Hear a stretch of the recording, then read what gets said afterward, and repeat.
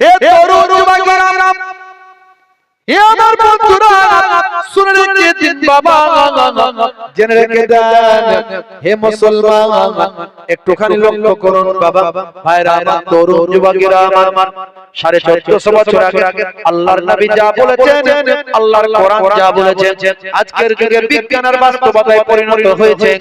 ভাইরা আমার, তরুণ যুবকেরা আমার, এগুলো হলো ছোট ছোট যে আমলগুলো বললাম, ছোট ছোট সুন্নতগুলো বললাম, রাসূলের নির্দেশনাগুলো বললাম, এগুলো সব সুন্নত, এগুলো ইবাদত। আল্লাহ বললেন ইবাদতের জন্য আমি পৃথিবীর জমিনে মানুষ সৃষ্টি করেছি, এত নিয়ামত তোমাদের দিয়েছি, তোমাদের কাছ থেকে একটা জিনিস আমি চেয়েছি, সেটা হলো তোমরা আমার ইবাদতটা করবে। মা খালাকুল জিন্না ওয়াল ইনসা ইল্লা লিয়াবুদুন, আমি ইবাদতের জন্যই তো তোমাদেরকে পৃথিবীতে পাঠিয়েছি। আর দুনিয়া ও মাযরাতুল আখিরাহ, দুনিয়া হলো পরকালের শস্য ক্ষেত্র, এখানে যেমন ভালো কাজ করবেন ফলটা সেখানে পাবেন। হে তরুণ যুবকেরা, হে আমার বন্ধুরা, শুনে রেখে দিন বাবা, জেনে রেখে দেন হে মুসলমান, একটুখানি লক্ষ্য করুন বাবা ভাইরা আমার, তরুণ যুবকেরা আমার, মুরব্বিয়ানেরা আমার, ভাইরা আমার শুনুন, এই দুনিয়াতে আপনাকে আমাকে আমার আল্লাহ বললেন তোমাকে আমি ইবাদতের জন্য পাঠিয়েছি, ইবাদত করবে। ইবাদত মানে আমরা জানি নামাজ, রোজা, হজ, যাকাত, কিন্তু না, আল্লাহর নবী বসে পানি পান করতে বলেছেন, সুন্নতের তরিকায় যদি হয় এটা ইবাদত। ভাই আবার খাবারটা চেটে পুচে খেতে বলেছেন, পরিমিত খাবার খেতে বলেছেন, তরিকায় রাসূল খেতে বলেছেন, বিসমিল্লাহ বলে শুরু করবেন, আলহামদুলিল্লাহ দিয়ে শেষ করবেন, নবিয়ানা তরিকায় খাবেন, এটা আপনার জন্য সুন্নতি খাওয়া, এটা ইবাদত। যখন আপনি ভাই আবার ঘুমাবেন, ডান দিকে কাত হয়ে ঘুমাবেন, বসে পানি পান করবেন, সব ইবাদত। মাঝে মাঝে ঘরটা নিজে হাতে ঝাড়ু দেবেন, ইয়াকুনু ফি মাহানাতি আহলিহি ওয়া ইয়াকুমুল বাইতা ওয়া ইয়াহলিমুনা সাতা ওয়া ইয়াখিতা সাওবাহু ওয়া ইয়াকসিফানা আলাহু ওয়া ইয়াহমিলু বিজাতিন মিনাস সুক। হে তরুণ যুবকেরা, আপনি বাজার তো প্রত্যেকদিন করেন, সপ্তাহে কয়েকদিন তো বাজারে যান, বাজারও করা হবে। আর নিয়তটা যদি করেন নবী নিজে হাতে বাজার করেছেন, আমিও বাজারটা নিজে হাতে করে নিয়ে আসব। ইন্নামাল আমালু বিন্নিয়াত, নিয়তের উপর আমল হয়। আপনি বাজারও করলেন, বাজারটা করা হলো, আর নবীর তরিকায় বাজার করলেন, বাজারটা করা, বাজারটাও করা হলো, আর নবীর সুন্নতের তরিকায় করার জন্য ইবাদতের সওয়াব হয়ে যায়। স্ত্রীর সঙ্গে ছোট ছোট কাজগুলো মাঝে মাঝে করবেন, স্ত্রীর সঙ্গে একটু ছোট ছোট কাজগুলো করলেন। আচ্ছা বলেন তো, এই স্ত্রীর সঙ্গে ছোট ছোট কাজগুলো করলে আমাদের প্রেম প্রীতি ভালোবাসা বাড়বে না কমবে? বাড়বে, মারাত্মক বাড়বে। বুড়ো বুড়ি হয়ে যাবে, প্রেম তবুও কমবে না। আমি বলি বুড়ো বুড়ি হয়ে যাবে, নবীর দেখানো স্টাইলে যদি আমরা চলি, আমাদের ঘরে অশান্তি বলে কিছু জিনিস থাকবে না। কিন্তু আমরা চলতে পারি না বলে মুসলমান আজকে এত অশান্তির মধ্যে নিমজ্জিত। স্ত্রীর সঙ্গে যদি আপনি ছোট ছোট কাজগুলো করেন, মাঝে মাঝে ঘরটা ঝাড়ু দেন, ওই স্ত্রী আপনাকে ছাড়া কিছু ভাবতেই পারবে না, এবং আপনার সঙ্গে স্ত্রীর মহব্বত, প্রেম প্রীতি অনেক বেড়ে যাবে।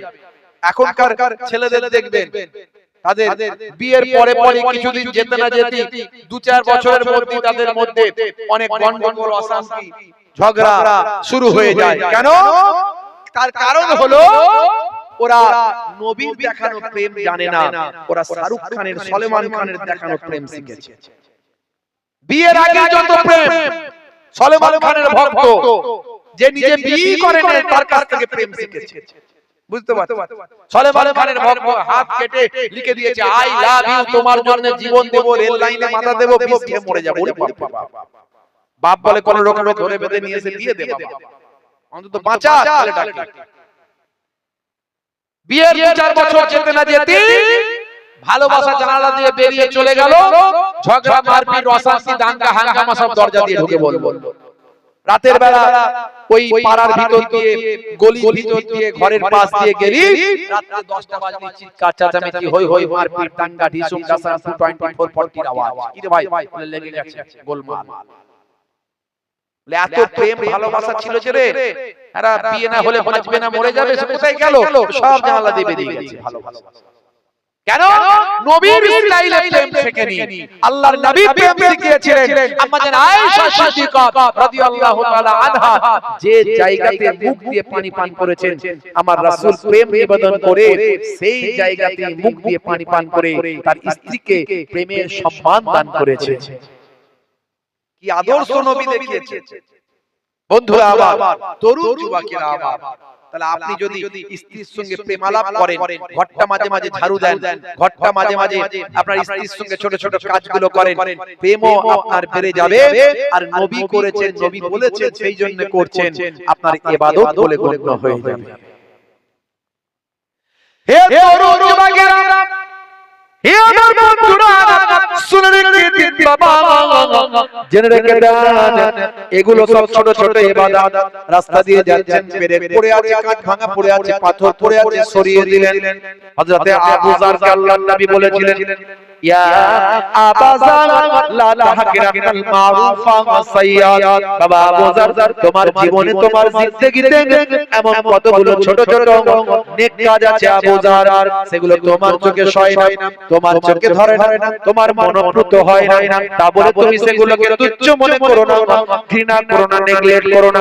হতে পারে বাবা আবু যার, তোমার জীবনে জিন্দেগিতে ওই ছোট ছোট নেক কাজ, ভালো কাজগুলোর জন্য আমার আল্লাহ তাআলা রহমতের দরিয়া বর্ষণ করে দেবে।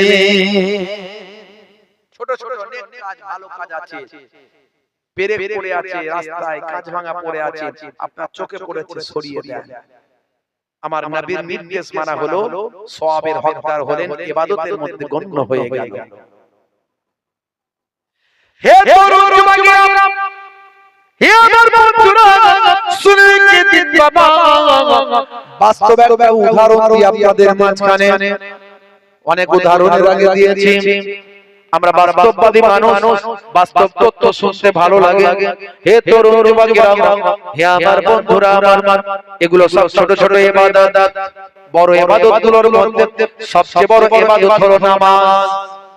আফজালুল ইবাদাতে ইবাদাতুস সালাত। সমস্ত ইবাদতগুলোর মধ্যে বড় ইবাদত হলো সালাত। আমার আল্লাহ কোরআন মাজিদের মধ্যে 82 বার নামাজের কথা বলেছেন। ওয়াকিমুস সালাত ওয়াতুজ যাকাত ওয়ারকাউ মা'আর রাকিন।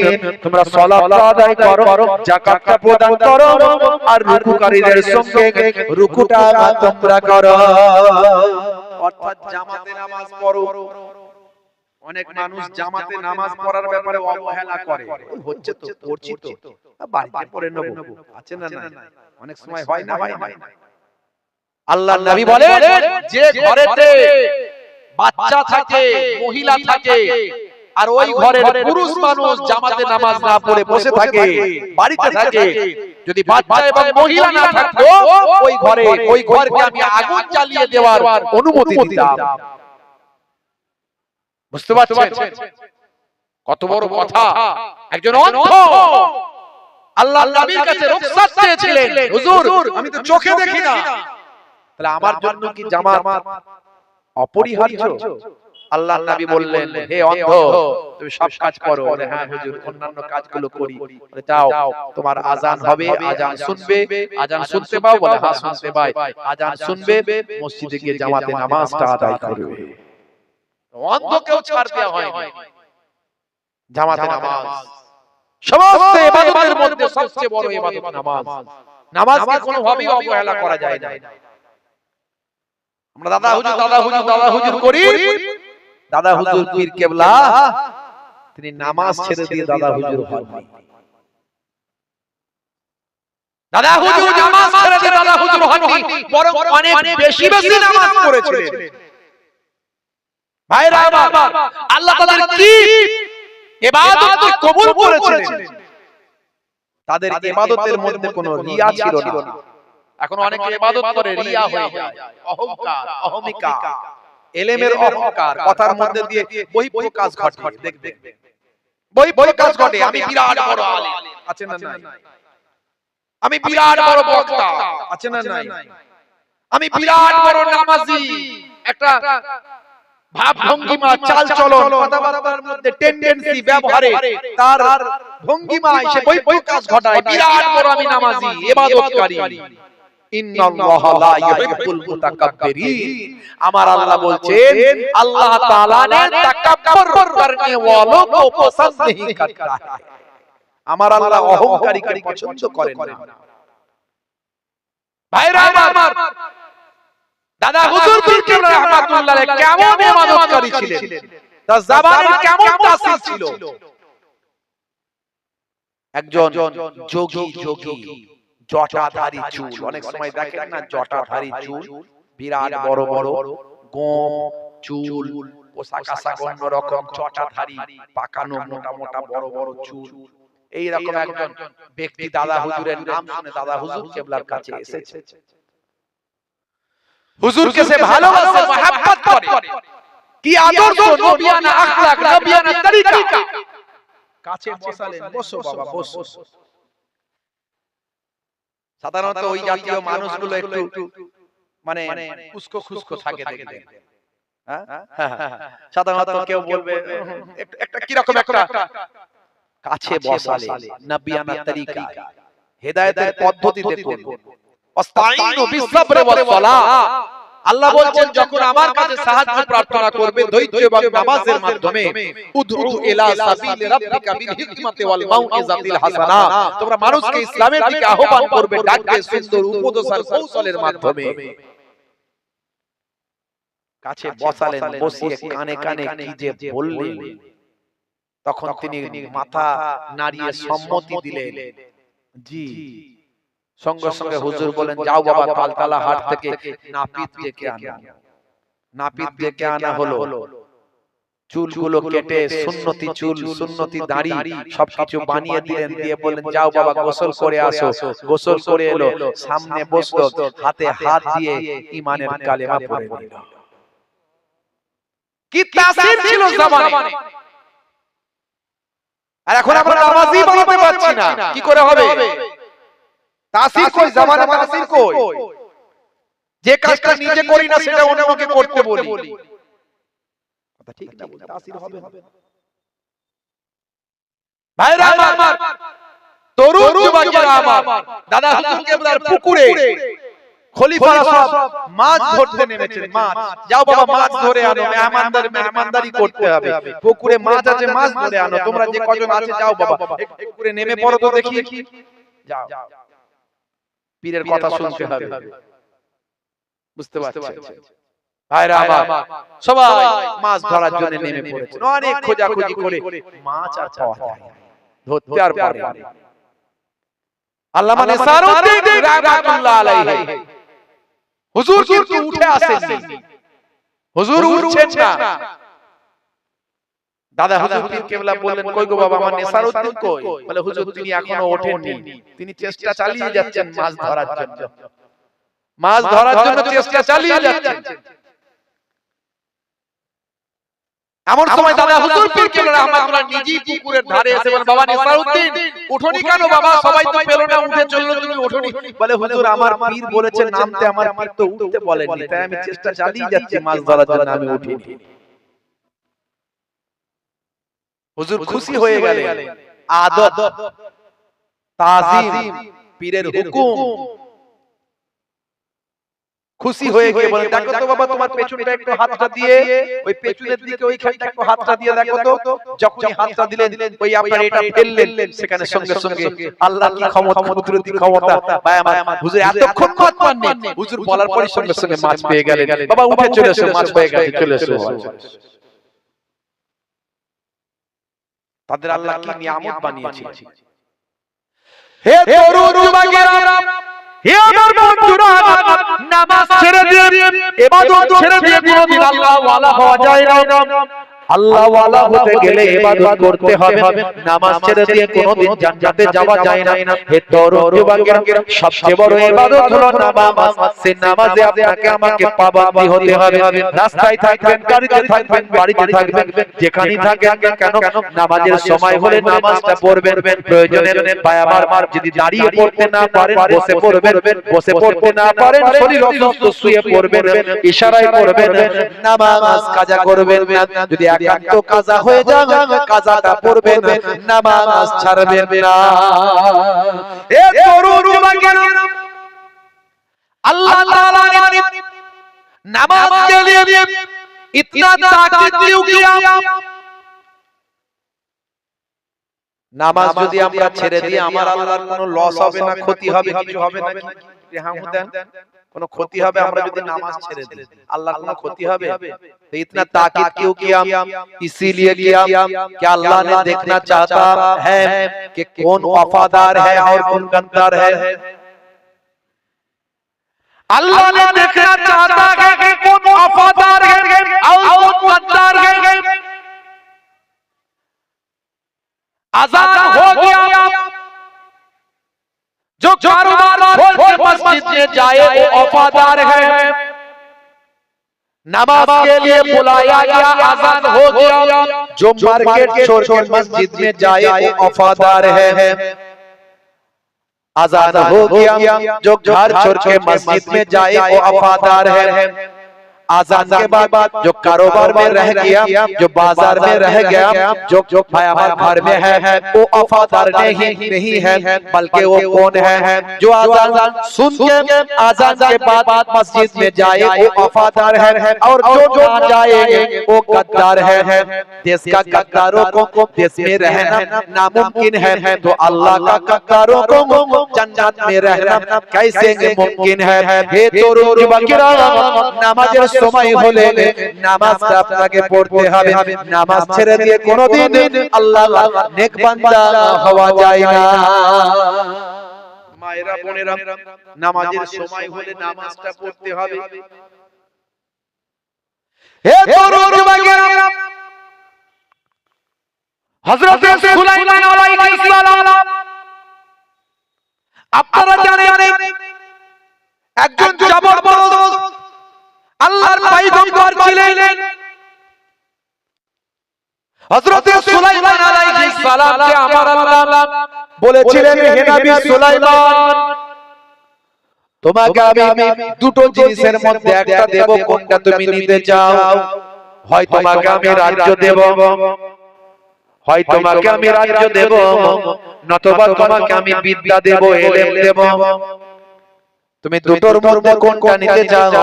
হযরত সুলাইমান আলাইহিস সালাম চিন্তার মধ্যে পড়ে গেলেন। চিন্তা করে ভাবলেন যে যদি আমি রাজ্য নিই তাহলে দেশের মানুষ আমাকে বাদশা বলে সম্মান দেবে, আমার কথায় উঠবে আর বসবে। আর যদি আমি বিদ্যা না জানি, ইলম না জানি, তাহলে যে আল্লাহ আমাকে রাজ্য দেবেন সে আমার আল্লাহ, আমার মাবুদকে আমি চিনতে পারবো না। হযরত সুলাইমান নবী আল্লাহ তাআলার দরবারে বললেন, আল্লাহ আমি রাজ্য চাই না, বরং আমাকে ইলম দিন, আমাকে বিদ্যা দিন, যাতে আমি আমার মাবুদকে, আমি আমার আল্লাহকে চিনতে পারি। আমার আল্লাহ বড় খুশি হয়ে গেলেন। খুশি হয়ে গিয়ে হযরত সুলাইমান নবীকে বললেন, হে নবী সুলাইমান, আমি তোমাকে দুটোই দান করে দিলাম। সুলাইমান নবীকে আল্লাহ দুটোই দান করলেন, রাজ্যও দিলেন আর বিদ্যাও দান করলেন। এমন রাজ্য দিলেন, এমন রাজ্য দিলেন যে সুলাইমান নবী ভাই আমার, তিনি জিন, জিন্নাত, পশু পাখি সব কিছুর উপর রাজত্ব করতে পারতেন। সুলাইমান নবীকে আল্লাহ এমন রাজত্ব দিলেন, এমন রাজত্ব দিলেন, জিন, জিন্নাত, পশু পাখি সব কিছুর উপর তিনি রাজত্ব করতে পারতেন। ভাইরা আমার, তরুণ যুবকেরা আমার, মুরব্বিয়ানেরা আমার, আর সুলাইমান নবীকে হাওয়া বাতাস, ভাই আমার, পশু পাখি থেকে শুরু করে সবার উপর এবং সমস্ত বিশ্বে রাজত্ব করার আল্লাহ ক্ষমতা দিয়েছিলেন। সুলাইমান নবীকে আল্লাহ এমন ইলম দান করলেন যে সেই ইলমে সুলাইমান নবী আমরা এক দেশের মানুষ অন্য দেশের মানুষের ভাষা বুঝতে পারি না, দেশের তো দূরের কথা। এই মুর্শিদাবাদের ভাষা এমন আছে আমাদের 24 পরগনার লোক বুঝতে গেলে মাথা খারাপ হয়ে যায়। এই কদিন পরে মেঘালয় যাব, মেঘালয় 12 তারিখে চলে যাব মেঘালয়, 13 তারিখে চলে যাব আসাম, এরকম কটা প্রোগ্রাম বাইরে বাইরে আছে, যেতে হবে। তো ওখানকার মানুষ প্রায় ফোন করে, তো অনেক কথা বুঝতে খুব অসুবিধা হয়। সেও কিছুটা আমার ভাষা বুঝতে অসুবিধা হচ্ছে, আমিও তার ভাষা কিছুটা বুঝতে অসুবিধা হচ্ছে। মোটামুটি গোলেমালে সব বুঝে যাচ্ছি কি বলতে চাইছি, কিন্তু বুঝতে গেলে আমরা অনেক জায়গায় ঘুরি বলে তার অনেকটা সহজ হয়, সাধারণত সবাই বুঝতেই পারবে না ভাষা। ত্রিপুরার মানুষের ভাষা শুনলে ভাই আমার আপনি অবাক হয়ে যাবেন, কি ভাষা বলছে রে ভাই।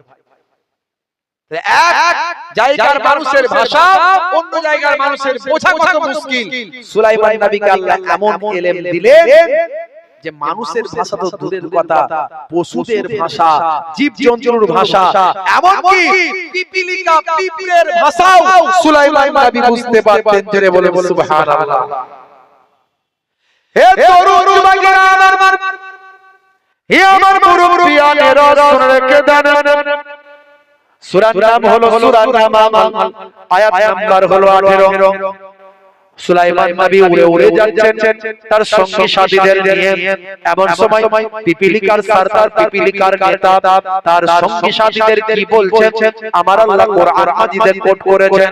সূরা নামাল হলো আয়াত নাম্বার 18। আমার আল্লাহ বলছেন, ইয়া আইয়ুহান নাম, ইয়া আইয়ুহান নামলু উদখুলু মাসাকিনাকুম লা ইয়াহতিমান্নাকুম সুলাইমান ওয়া জুনুদুহু। হে তরুণ যুবকেরা আমার, বন্ধুরা আমার, শুনে রেখে দিন, জেনে রেখে দিন, হযরত সুলাইমান আলাইহিস সালাম যখন আসছেন, পিপিলিকার সরদার বলছেন, ইয়া আইয়ুহান নামলু, হে পিপিলিকার দলেরা, উদখুলু, তোমরা প্রবেশ করো, মাসাকিনাকুম, তোমাদের বাসার মধ্যে।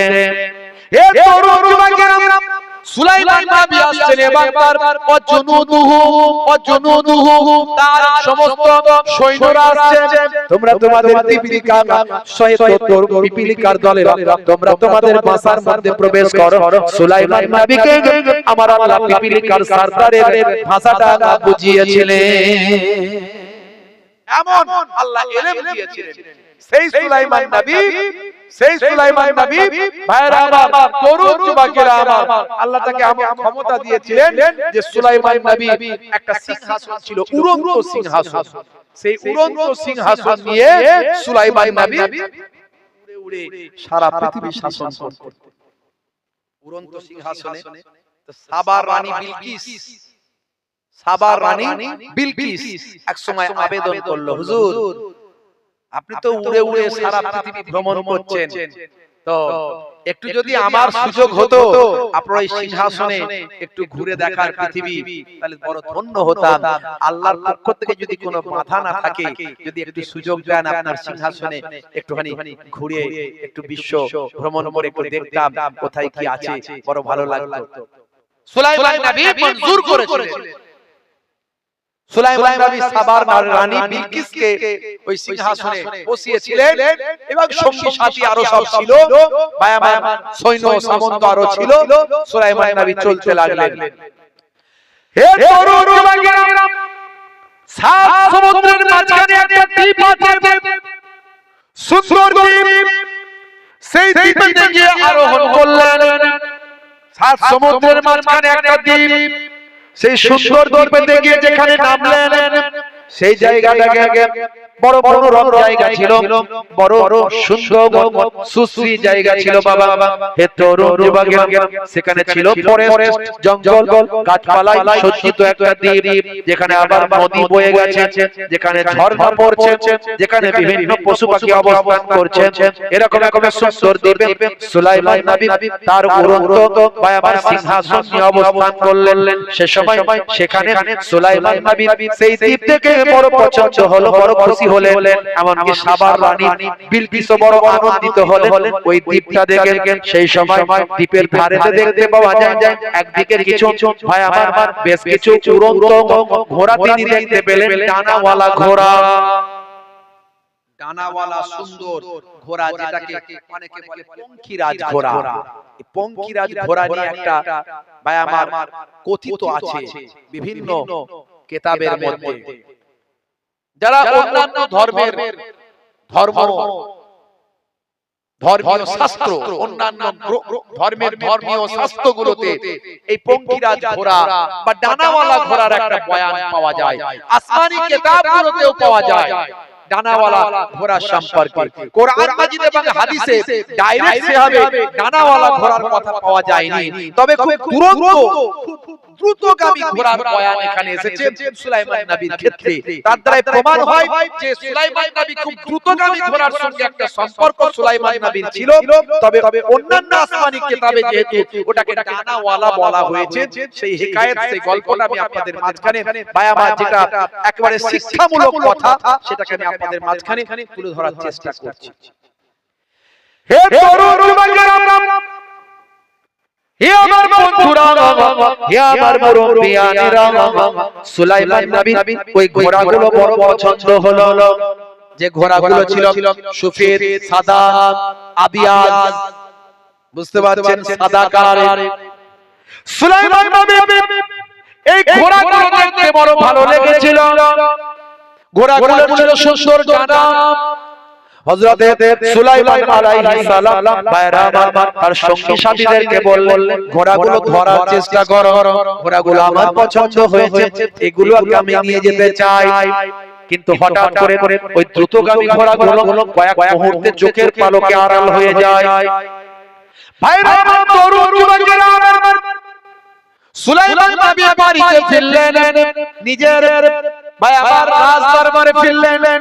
ফেরার পরে তিনি জেনেদেরকে ডাক দিলেন। অধীনস্থ যে জেনগুলো ছিল, সুলাইমান নবীর অধীনস্থ অসংখ্য জেন ছিল, জেনেদেরকে তিনি ডাক দিলেন, যাও তাড়াতাড়ি, আমি যে দ্বীপে গিয়েছিলাম, সাত সমুদ্রের মাঝখানে যে দ্বীপ, ওই দ্বীপেতে উড়ন্ত কিছু সাদা সুন্দর ঘোড়া দেখেছিলাম, ভাই আমার দ্রুতগামী ঘোড়া, এই ঘোড়াগুলো আমার বড় পছন্দ, এই ঘোড়াগুলোকে আমার কাছে নিয়ে আসতে হবে।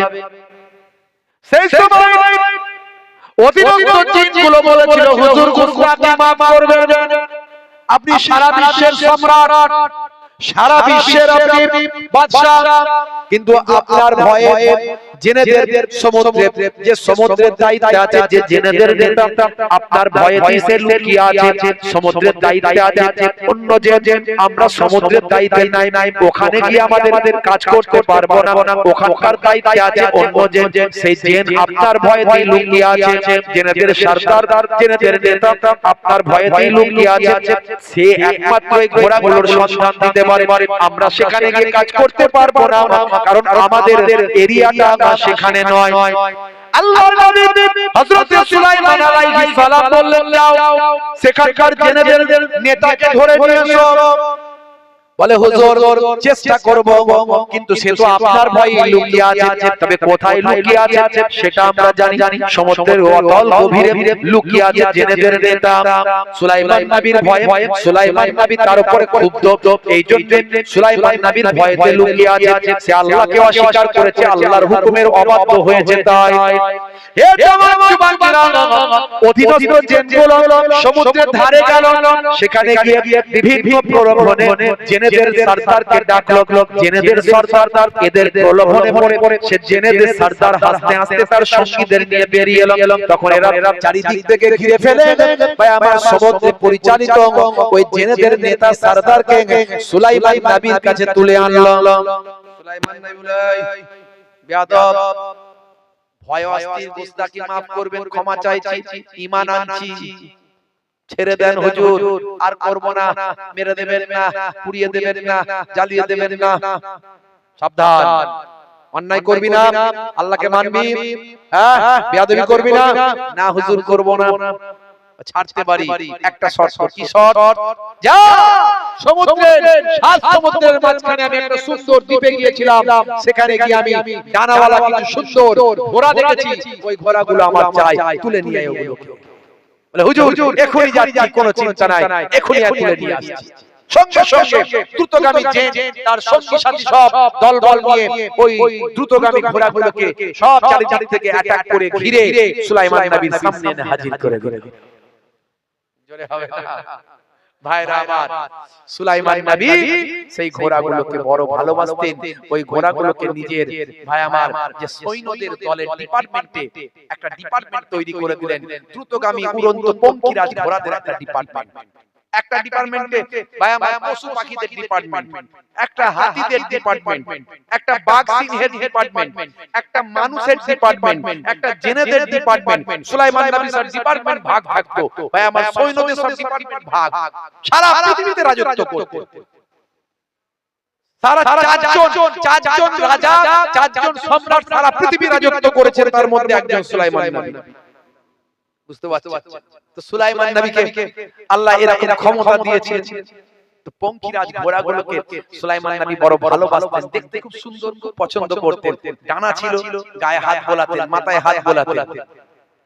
হে তরুণ যুবকেরা, হে আমার বন্ধুরা, শুনে রেখে দিন বাবা, জেনে রেখে দেন হে মুসলমান, একটুখানি লক্ষ্য রাখুন বাবা। আমার আল্লাহ তাআলা সূরার নাম সূরা সাদ। এই সূরা সাদের মধ্যে 31 নম্বর আয়াতে আল্লাহ বলেছেন, ইজ ওরিজা আলাইহি বিল আশিয়িল সাফিনাতু জিয়া।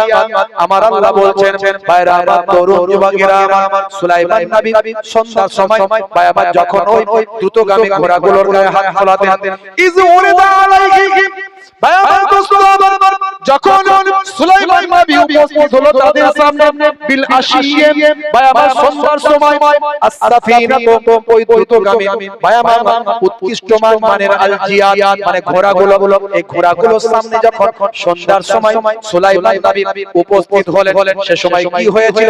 ফাকালা ইন্নী আহবাবতু হুব্বাল খায়রি আন যিকরি রাব্বি হাত্তা তাওয়ারাস বিল হিজাব। ভাইরা আমার তরুণ যুবকেরা আমার, সেই সময় সুলাইমান নবী ভাই আমার কি বললেন? আমি আমার প্রতিপালকের শরণ হইতে ধন সম্পদকে বেশি ভালোবেসেছি। যখন সূর্য পর্দায় লুকিয়ে গেছে, অর্থাৎ সুলাইমান নবী বিকালের সময়, আসরের সময় ঘোড়াগুলোকে যত্ন নিচ্ছিলেন, আদর করছিলেন, ভাই আমার পায়ে মাথায় হাত বোলাচ্ছিলেন। বোলাতে সন্ধ্যা হয়ে গেল, সূর্যটা পর্দায় ঢুকে গেল, মানে লুকিয়ে গেল, মানে আসরের নামাজটা কাজা হয়ে গেল। এমন একটা সময় উপনীত হলো। এ তরুণ যুবকেরা, সুলাইমান নবীর মূল কথা হলো আসরের নামাজটা কাজা হয়ে গিয়েছে। ওই ঘোড়াগুলোকে আদর করতে গিয়ে সে সময় ফেরেশতা জিবরাইল আলাইহিস সালাম সুলাইমান নবীর সামনে এসে হাজির হয়ে গিয়ে বলছেন, হে নবী সুলাইমান, আপনি সম্পদগুলোকে পেয়ে, আল্লাহর এই সমস্ত নিয়ামতগুলোকে পেয়ে আল্লাহর হুকুমটা আপনি ভুলে গেছেন, আসরের নামাজটা আপনি কাজা করে ফেলেছেন। নামাজের গুরুত্ব বোঝাতে গিয়ে আমি এই ঘটনাটা আপনাদের সামনে নিয়ে এসেছি। হঠাৎ করে সুলাইমান নবী দেখছেন যে দ্রুতগামী ঘোড়ার কারণে আমার আসরের নামাজটা কাজা হয়েছে, সেই দ্রুতগামী ঘোড়াগুলো চোখের নিমিষে অটোমেটিক আমার চোখের আড়াল হয়ে গেছে, তারা আর কাছে নাই, তারা আমার অবাধ্য হয়ে গেছে, পালিয়ে গেছে, তারা আর নাই। সুলাইমান নবী এমন সময় বলেছিলেন, আল্লাহ তাআলার দরবারে ইস্তিগফার করেছিলেন, কেঁদেছিলেন, ক্ষমা প্রার্থনা করেছিলেন। মাসের পর মাস ধরে সুলাইমান নবী আল্লাহর দরবারে তওবা করেছিলেন। আমার সময় আমার আল্লাহ তাআলা সুলাইমান নবীর তওবা কবুল করলেন, ইস্তিগফার কবুল করলেন। ভাই আমার দোস্ত, আমার আল্লাহ পছন্দ করেন তওবাকারীকে। ইন্নাল্লাহা ইউহিব্বুত তাওয়াবিন, আমার আল্লাহ তওবাকারীকে বড় পছন্দ করেন। ভাইরা আমার, ওয়া ইউহিব্বুল মুতাতাহহিরিন, আমার আল্লাহ পবিত্রতা অর্জনকারীকে বড় পছন্দ করেন। সুলাইমান নবী তওবা করেছেন, আমার আল্লাহ বলছেন, ইয়া আইয়ুহাল্লাযীনা আমানু তুবু ইলাল্লাহি তাওবাতান নাসুহা, তোমরা যখন তওবা করবে অন্তর থেকে হৃদয় থেকে তওবা করবে, যে কাজ থেকে তওবা করবে সেই কাজটা যেন আর না করো, এটাই তুমি সর্বদা চেষ্টা করবে। হে তরুণ যুবকেরা, সুলাইমান নবী আল্লাহর দরবারে তওবা করলেন, আমার আল্লাহ তওবাকে কবুল করলেন। সুলাইমান নবীকে বললেন, হে নবী সুলাইমান, আমি তোমার তওবাকে কবুল করে পুনরায় আবার ওই দ্রুতগামী ঘোড়াগুলো তোমার কাছে ফিরিয়ে দিলাম। ভাইরা আমার, তরুণ যুবকেরা, আল জিয়াদ, আল জিয়াদ শব্দের অর্থ এখানে খুব দ্রুতগামী ঘোড়া। আল জিয়াদ, জিয়াদ শব্দের অর্থ এখানে খুব দ্রুতগামী ঘোড়া ব্যবহার করা হয়েছে, যেগুলোকে অন্যান্য রিলিজিয়াস ধর্মগ্রন্থে সেগুলোকে পঙ্খিরাজ ঘোড়া বলা হয়েছে বা ডানাওয়ালা ঘোড়া বলা হয়েছে। ভাইরা আমার, সুলাইমান নবী এবার এই ঘোড়াগুলোকে নিয়ে কি করলেন জানেন? তাদের বেশিরভাগই সব সাদকা করে দিলেন, মানুষকে জবা করে খাইয়ে দিলেন, এবং ভাই আমার সাদকা করে দিলেন, দান করে দিলেন, জবা করে দিলেন, জবা করে দিলেন মানে সাদকা করে দিলেন। কিছু ঘোড়াকে ডানা কেটে দিলেন, মানে তিনি চিন্তা করলেন সুলাইমান নবী, যে সম্পদের কারণে আমি আল্লাহর ইবাদত ভুলে গেছি সেই সম্পদকে আমি আর রাখবো না। এটা সুলাইমান নবীর এই কাজটা আল্লাহ বড় পছন্দ করলেন। আল্লাহ পছন্দ করে বললেন, নবী সুলাইমান, এই দ্রুতগামী ঘোড়া থেকে আমি দ্রুতগামী যানবাহন তোমাকে দেব, যাও, তোমার জন্য আমি আল্লাহ হাওয়া বাতাসকে তোমার অধীনস্থ বানিয়ে দিলাম। এই সূরা সুয়াদের শেষের দিকে আমার আল্লাহ তারপরেই বলছেন, ভাই আমার, আমি আল্লাহ তোমার জন্য এই বাতাসকে, ভাই আমার এই দ্রুতগামী রিহকে আমি আল্লাহ তোমার কাছে অধীনস্থ করে দিলাম। বাতাসকে সুলাইমান নবী যখন যা বলতেন, সুলাইমান নবীর কথা বাতাস শুনতো, হাওয়া সুলাইমান নবীর আন্ডারে ছিল, সুলাইমান নবী যেভাবে বলতেন হাওয়া পরিচালিত হতো, বাতাস পরিচালিত হতো। জোরে বলুন সুবহানাল্লাহ। নামাজ, আসরের নামাজ নবীর কাজা হয়েছে, ফেরেশতা জিবরাইল আলাইহিস সালাম এসে স্মরণ করিয়েছে, আর আমি আপনি কত নামাজ কাজা করে দিচ্ছি। ওয়াক্ত হলো ওযু করো মসজিদে চলো, ওয়াক্ত হলো ওযু করো মসজিদে চলো, খোদার হুকুম পালন করো, নামাজটা পড়ো। ওয়াক্ত হলো ওযু করো মসজিদে চলো, দিন রাতে 5 ওয়াক্ত নামাজ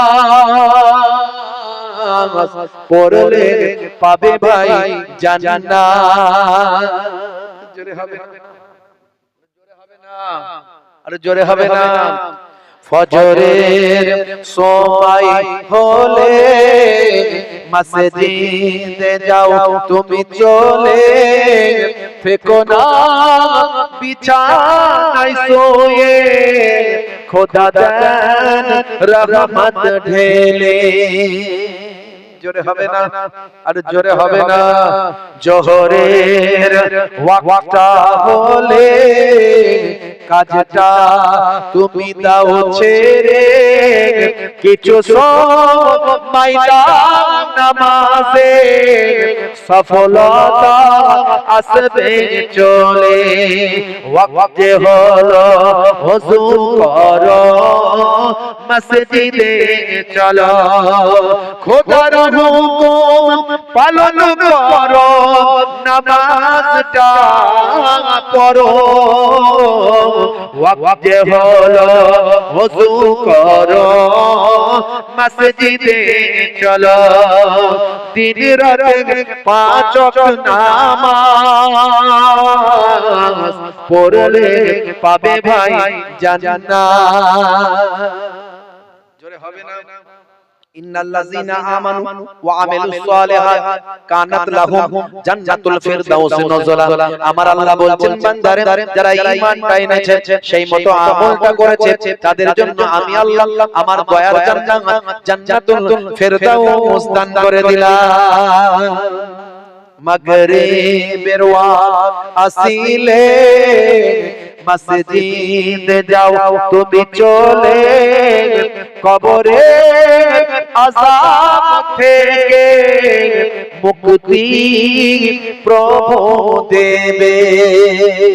ওয়াক্ত যে হলো ওযু করো, মসজিদে চলো, খোদার হুকুম পালন করো, নামাজটা পড়ো।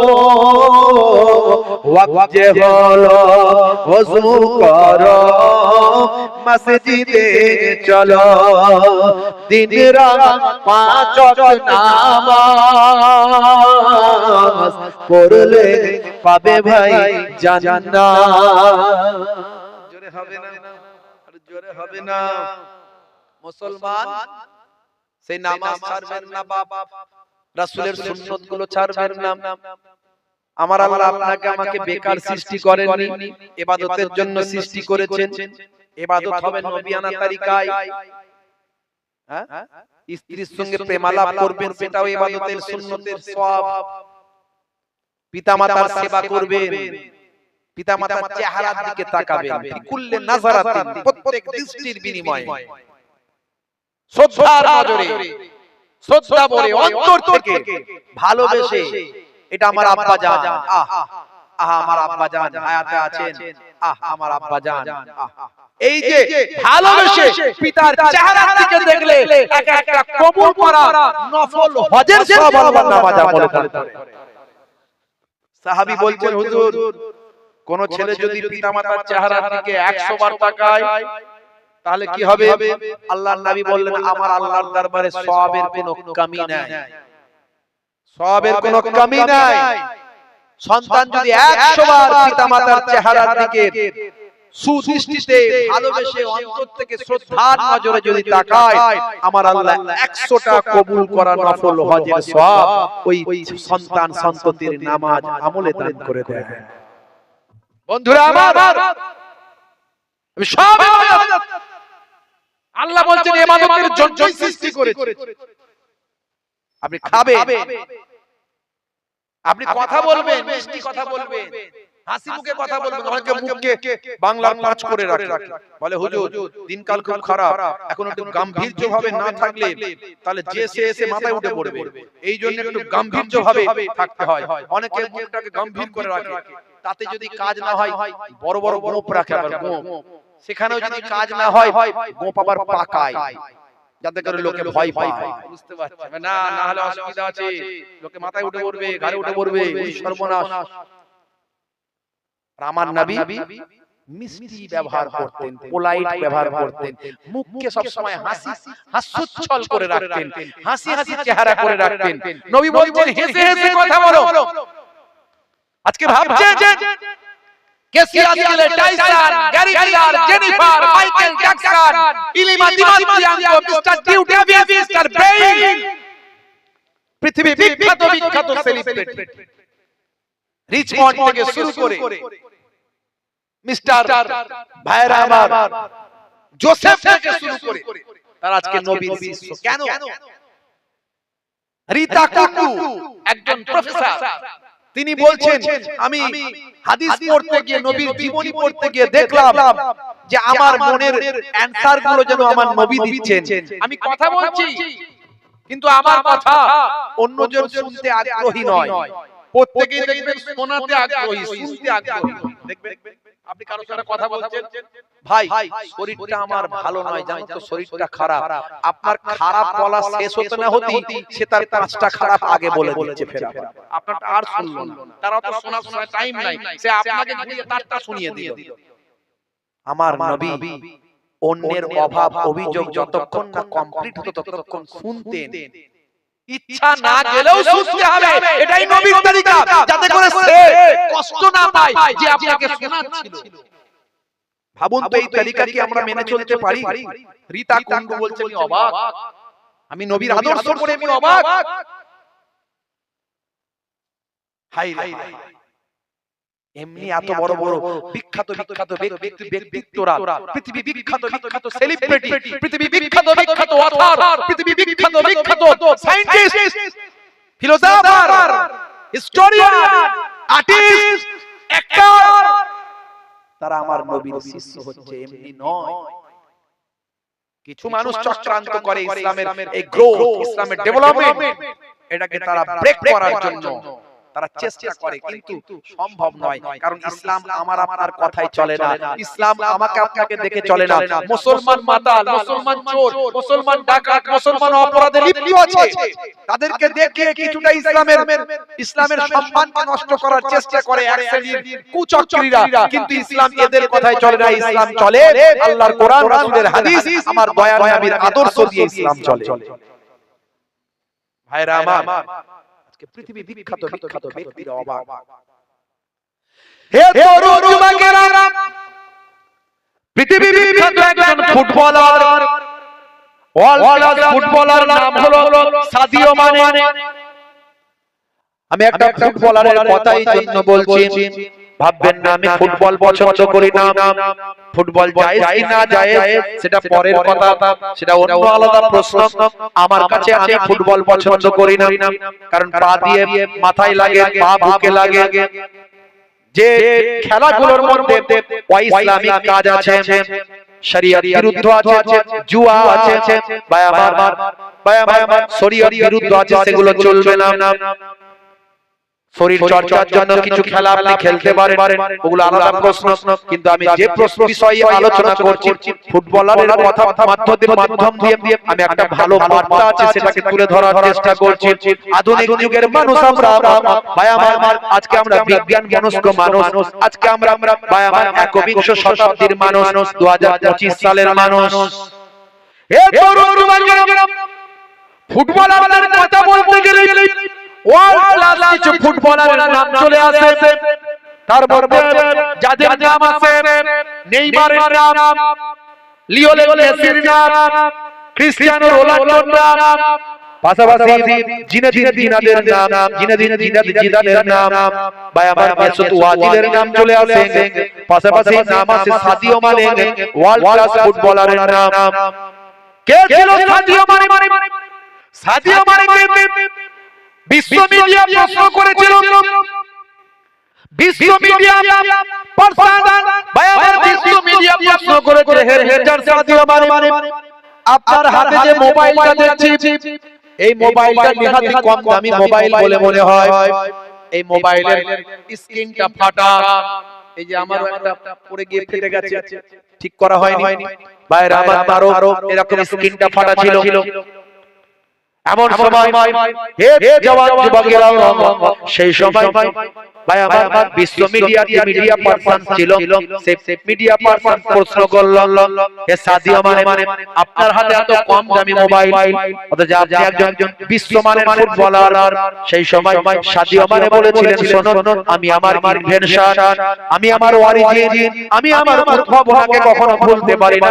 আমি আমার পূর্বের ইতিহাসকে, আমি আমার পাস্টকে কখনো আমি অস্বীকার করতে পারি না।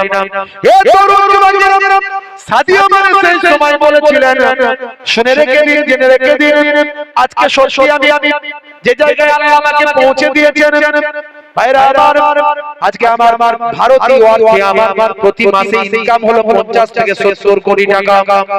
50 থেকে 70 কোটি টাকা মাসে আমার ইনকাম ভারতীয় অর্থে। কিন্তু সেই জায়গায় দাঁড়িয়ে আমি অনেকগুলো আইফোন ব্যবহার করতে পারি, অনেকগুলো ফেরারি গাড়ি কিনতে পারি, কিন্তু তা না করে আমি আমার লাইফস্টাইলকে সিম্পল ভাবে জীবন যাপন করি। তার কারণটা কি জানেন?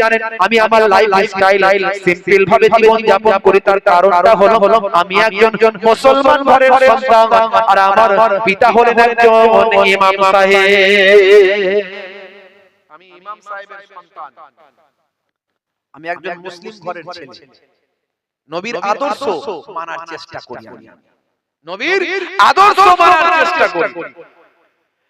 হে বিশ্ব মিডিয়া, বিশ্ব মিডিয়া পারসনকে বলেছিলেন, শুনুন, আমি আমার অরিজিনটাকে ভুলতে পারি না। আমার বাড়ি হলো সেনেগাল, সেনেগাল একটা হলো আফ্রিকার একটা ছোট্ট দেশ। সেনেগালের রাজধানী থেকে প্রায় 300 কিলোমিটার দূরে, ভাই আমার বহু দূরে একটা ছোট্ট প্রত্যন্ত গ্রাম। আমার সেনেগালের মানুষ অত্যন্ত গরিব একটা দেশ, অনাহারে অর্থাহারে দিন কাটায়। আমরা গ্রামের মানুষ, ছোটবেলায় অনাহারে অর্থাহারে দিন কাটাতাম। বহুদিন পর্যন্ত জুতো কেনার আমার পয়সা ছিল না, খালি পায়ে চলাফেরা করতাম। কিন্তু যেদিন প্রথম দেখলাম সেনেগালের মানুষের, সকল মানুষের মুখেতে হাসি ফুটেছিল, সেদিন তার কারণটা জানতে পারলাম যে আমাদের দেশ ফুটবল খেলায় বিশ্বে চান্স পেয়েছে, বিশ্ব ফুটবলে চান্স পেয়েছে। এই জন্য আমার দেশের মুখে হাসি, দেশের মানুষের মুখে হাসি ফুটেছে। সেদিন আমি প্রতিজ্ঞা করেছিলাম আমিও ফুটবল খেলার মধ্যে দিয়ে আমার দেশের মানুষকে হাসি ফোটাবো। সেদিন থেকে ফুটবল নিয়ে আমি পায়ে পায়ে খেলতে লাগলাম। পায়ের সঙ্গে এমন খেলায় প্র্যাকটিস করলাম যেন পায়ের সঙ্গে চোখের মতো হয়ে গেল। এ তরুণ যুবকেরা শুনে রেখে দিন ভাই, আমার সাথীও মানে বলেছিলেন, কিন্তু অল্প দিনে আমার আব্বা জান ইন্তেকাল করলেন। অল্প দিনে আমার আব্বা জান ইন্তেকাল করার পরে আমার ড্রিম সব যেন মনে হচ্ছে ধ্বংস হয়ে গেল। কিন্তু না, অল্প দিন পরে আমার চাচা আমার পাশে দাঁড়ালেন, সঙ্গী সাথীরা সঙ্গে এলেন। আমি আস্তে আস্তে বড় ফুটবলার হয়ে গেলাম। একসময় আমার দেশের ফুটবলে আমি চান্স পেলাম। আজকে আমি সাথীও মানে পৃথিবীর ওয়ার্ল্ড ক্লাস ফুটবলারদের মধ্যে আমি আজকে পরিণত হয়েছি। আজকে আমার এত টাকা মাইনে, শোনো আমার টাকাটাকে আমি কি করি শুনে রেখে দাও। আমার টাকাটা আমি প্রত্যেক সপ্তাহে কয়েক কোটি টাকা আমি আমার নবীর আদর্শ অনুযায়ী গরিব দুস্থদের মধ্যে আমি দান করে দিই।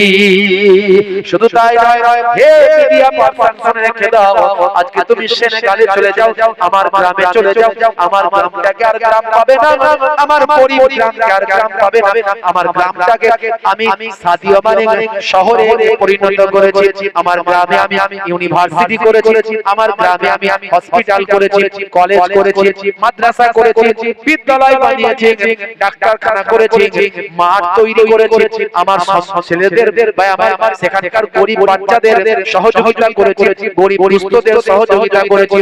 আমার গ্রামে আজকে তুমি চলে যাও, হে বিশ্ব মিডিয়া পারসন চলে যাও, আমার গ্রামে গিয়ে দেখবে গ্রামটা আজকে শহরে পরিণত হয়েছে।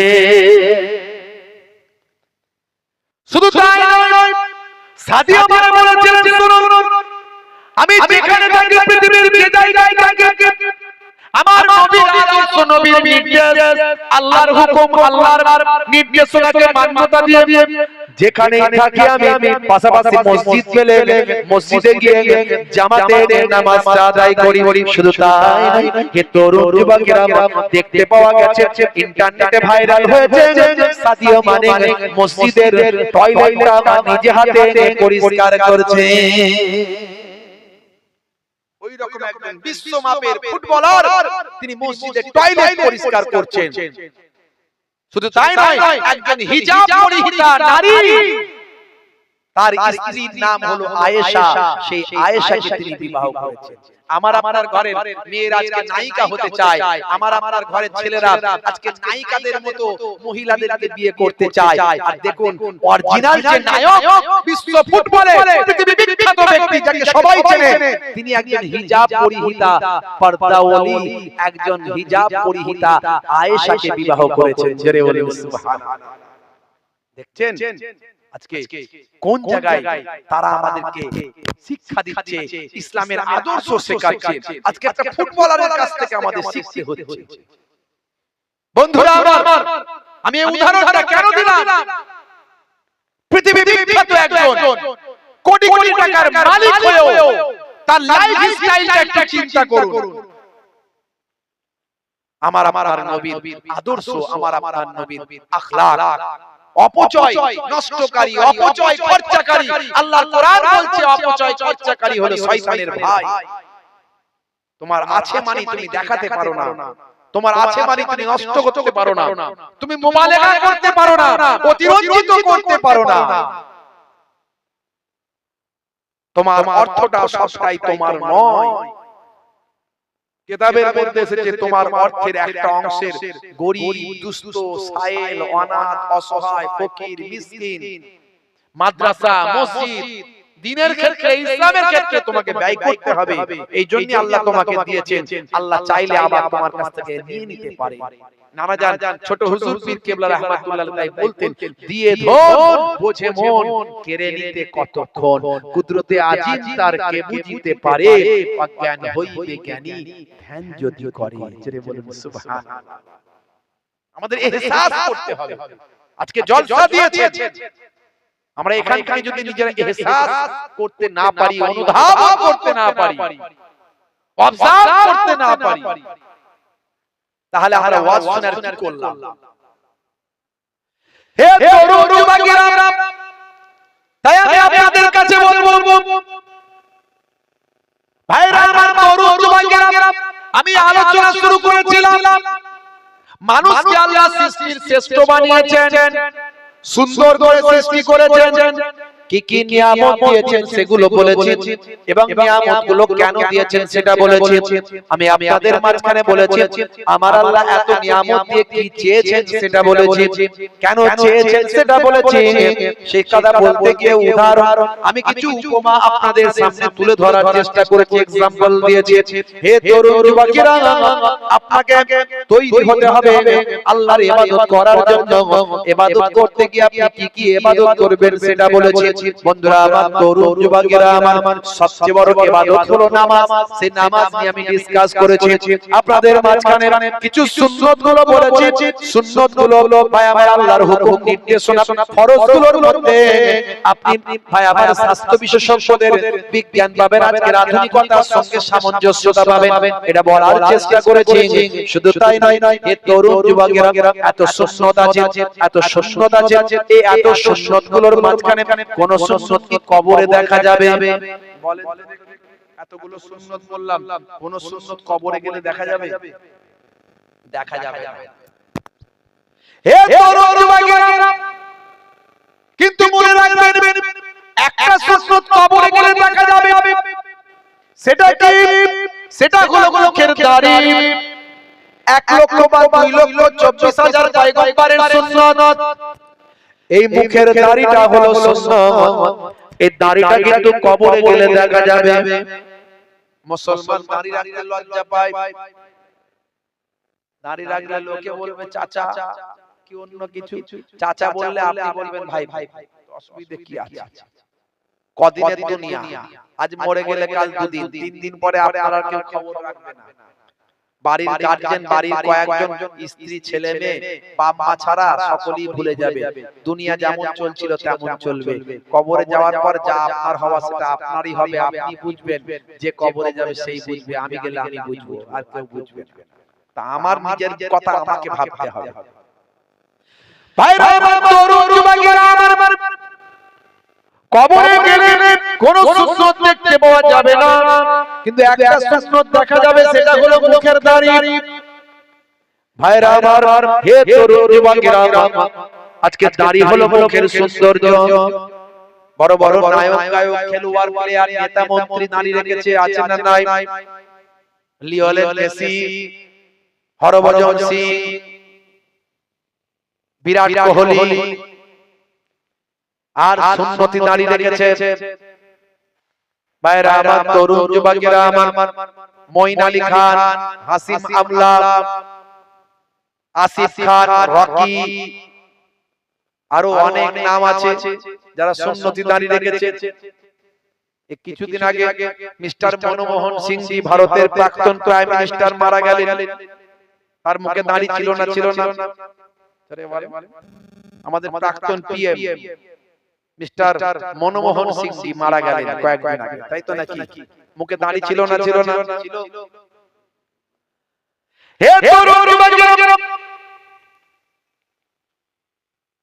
অস্ট্রেলিয়ার ব্রিসবেনে দাড়ি নিয়ে গবেষণা হয়েছিল। অস্ট্রেলিয়ার ব্রিসবেনে কুইন্সল্যান্ড বলে একটা জায়গা আছে, এখানে একটা ইউনিভার্সিটি আছে। ইউনিভার্সিটির নাম হলো ইউনিভার্সিটি অফ কুইন্সল্যান্ড। এক কুইন্সল্যান্ডের ইউনিভার্সিটিতে দাড়ি নিয়ে গবেষণা হয়েছিল। একদল স্বাস্থ্য বিশেষজ্ঞরা দেখলেন যত মহাপুরুষ, যত নবী পয়গম্বর, যত আলেম ওলামা, যত হাফেজ কারি মাওলানা মুফতি, যত বায়াবার পৃথিবী বিখ্যাত বিখ্যাত রিলিজিয়ানের উপর যারা পণ্ডিত, তারা কিন্তু মুখে দাড়ি রাখে। দাড়ির মধ্যে কেন বায়াবার গবেষণা করে কিছু সাইন্স পাওয়া যায় কিনা দেখা যাক। তারা একদল বিজ্ঞানী গবেষণা শুরু করলো দাড়ি নিয়ে। দাড়ি নিয়ে গবেষণা করে দেখলো হায় রে হায়, বায়াবার সূর্য থেকে একটা রশ্মি আসে, যে রশ্মিটার নাম হলো বায়াবার অতি বেগুনি রশ্মি। এই অতি বেগুনি রশ্মি যেটা আমার স্কিনের, আপনার আমার স্কিনের ক্ষতি করে। এই সূর্য থেকে অতি বেগুনি রশ্মিটা এটা পৃথিবীর বুকে যখন আসে মানুষের স্কিনে ক্ষতি করে, স্কিনে ব্যাড ইফেক্ট তৈরি করে। স্কিনের মুখে যখন বায়াবার পরে, বায়াবার আপনার আমার মুখে যদি দাড়িটা থাকে, সূর্য থেকে অতি বেগুনি রশ্মিটাকে বায়াবার আপনার আমার মুখকে অনেকটা বাঁচিয়ে দেয়। দাড়ির খাতিরে দাড়ি আপনার আমার সূর্য থেকে আসা অতি বেগুনি রশ্মিটাকে অন্তত অনেকটা রুখে দিয়ে মুখটাকে হেফাজত করার চেষ্টা করে। দাড়ির মধ্যে আল্লাহ সে শক্তি দিয়েছে, দাড়িতে আল্লাহ এমন একটা ক্ষমতা দিয়েছে। শুধু তাই নয়, দাড়ি হলো মুখের সৌন্দর্য। দাড়ি মুখের সৌন্দর্য। একটা পুরুষ যা পারে একটা মহিলাও তাই পারে। ভালো তো দেখুন, ভেবে দেখুন, একটা পুরুষ ডাক্তার হতে পারে, একটা মহিলাও পারে। একটা পুরুষ মাস্টার হতে পারে, একটা মহিলাও শিক্ষিকা হতে পারে। একটা পুরুষ ইঞ্জিনিয়ার হতে পারে, একটা মহিলাও পারে। একটা পুরুষ ড্রাইভিং করতে পারে, একটা মহিলাও পারে। একটা পুরুষ পাইলট হতে পারে, একটা মহিলাও পারে। একটা পুরুষ সাইকেল চালাতে পারে, একটা মহিলাও পারে। একটা পুরুষ বাইক চালাতে পারে, একটা মহিলাও পারে। একটা পুরুষ একটা ফোর হুইলার চালাতে পারে, একটা মহিলাও পারে। একটা পুরুষ যা পারে একটা মহিলাও তাই পারে। কিন্তু একটা জিনিস পারে না, একটা পুরুষ মুখে দাড়ি রাখতে পারে, একটা মহিলা হাজার চেষ্টা করলেও পারবে পারবে না। এটা আল্লাহর কুদরতি দেওয়া জিনিস। তারপরেও আমরা আমাদের দাড়িটাকে রাখি না। যারা রাখেন না হয়তো জানেন না বা কোনো অন্য কোনো কারণ, রাখার চেষ্টা করবেন। বড় না পারলেও ছোট রাখবেন, ছোট রাখবেন। Something is better than nothing. যারা একান্ত রাখেন না তারা অন্তত নাই মামার চেয়ে কানা মামা ভালো, অন্তত রাখার চেষ্টাটা করুন। ইমানের শক্তি বেড়ে গেলে তখন দুনিয়ার কোনো কিছুকে কেয়ার করবেন না। ওমর ফারুক রাদিয়াল্লাহু তাআলা আনহু যেমন বলেছিলেন যে আমি আমার নবীর সুন্নতকে এই আহমকদের কথায় আমি ত্যাগ করতে পারি না। আতরুকু সুন্নতি বিকাউলি হুমাকা, আমি আহমকদের, তোমার মত আহমকের কথায় আমি আমার নবীর সুন্নতকে ত্যাগ করতে পারবো না। ভাইরা আমার, তরুণ যুবকেরা আমার, আপনার ঈমানি শক্তি বেড়ে গেলে মুখের দাড়িটা তখন অটোমেটিক দেখবেন বেড়ে যাবে। আপনি আজ মারা গেলে কাল দুদিন হয়ে যাবে, কবরে দেওয়ার পরে মুনকার নাকির ফেরেশতা বলবে মান রব্বুকা, দেখতে পাবে মুখের দাড়ির দেখা, হতে পারে ওই দাড়িটা হবে নাজাতের জারিয়া। জোরে হবে না বাপেরা আমার? একটা পরিপূর্ণ ওয়াজ করার চেষ্টা করেছি, একটু ভাবুন। একটা এখান থেকে একটা বক্তব্য, একটা বিষয় তুলে নিয়ে যাবেন। সেটা কি? আমি যা বোঝানোর চেষ্টা করেছি তার উপসংহার হলো দুটো ভাই আমার, একটা হলো নামাজ, একটা হলো দাড়ি। এই দুটো জিনিসকে নিয়ে যদি যেতে পারেন বাড়ি, কাল কিয়ামতের দিনে আমার আল্লাহ তাআলা আপনাকে দেবেন জান্নাতের গাড়ি। জোরে বলুন সুবহানাল্লাহ। ইনশাআল্লাহ আল্লাহ কবুল করে নেবেন, কারণ ইন্নাস সালাতা তানহা আনিল ফাহশাই ওয়াল মুনকার। আল্লাহ বলছেন নিশ্চয় নামাজ তোমাকে অশ্লীলতা ও অন্যায় থেকে দূরে সরিয়ে দেবে। আপনি যদি নামাজি হন, দাড়িওয়ালা হয়ে যান। আচ্ছা বলুন তো, কোনোদিন দেখেছেন কোন নামাজি দাড়িওয়ালা মানুষকে মদের দোকানে লাইন দিতে? দেখেছেন? দেখেন। এই যে পয়লা জানুয়ারি, 31 ডিসেম্বর, এই যে আমাদের মাঝখান থেকে এই চলে গেল আজকে পয়লা জানুয়ারি, সব পিকনিক চলছে। দেখবেন পিকনিক কত রাস্তায় দেখতে পাচ্ছি, ওই 407 ভাই আমার আর কি 807 না 207 কি সব গাড়ি আছে, ওই গাড়িতে সব বক্স লাগিয়ে দিয়ে মুসলমানের ছেলেরা মাথায় ভাই আমার সব ফেট্টি বেঁধে দিয়ে আর ঢিক ঢাক করে ওই ডিজে বাজিয়ে চললো। কোথায় যাচ্ছে? পিকনিক করতে যাচ্ছে। ওরে বাপ রে বাপ, কি নাচা নাচি রে ভাই মুসলমান। হাই রে হাই, 31 ডিসেম্বর ভাই আমার 2025 সালকে সেলিব্রেট করছে কি করে? আতশবাজি করে, বম বাজিয়ে। এই যে বম বাজিয়ে আতশবাজি করে, হে মুসলমানের ছেলে, তুমি 2025 সালকে ওয়েলকাম জানাচ্ছো, স্বাগতম করছো, সেলিব্রেশন করছো। এই রাতের বেলা, রাত্রে 12টার সময় বোমাবাজি হচ্ছে, আতশবাজি হচ্ছে। কত পাখি তারা বাসায় থাকতে পারছে না, উড়ে যাচ্ছে, মারা যাচ্ছে। ভাই আমার,